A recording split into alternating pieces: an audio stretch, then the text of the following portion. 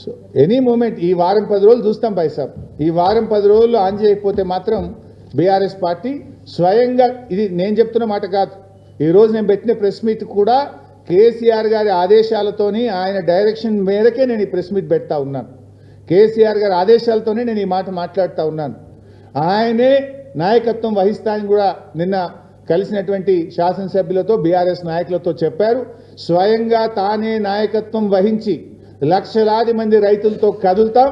ఈ ప్రభుత్వానికి చెప్పండి, మంచి మాట కొద్ది ఇస్తే మంచిది, ఇవ్వకపోతే ఎంత దూరమైనా పోరాడతాం, ఈ రాష్ట్రం యొక్క రైతుల యొక్క ప్రయోజనాలు కాపాడతామని చెప్పి కేసీఆర్ గారు నిన్న చెప్పారు. వారి ఆజ్ఞ మేరకే ఈరోజు నేను ఈ ప్రెస్ మీట్ పెట్టి ప్రభుత్వాన్ని హెచ్చరిస్తున్నాను.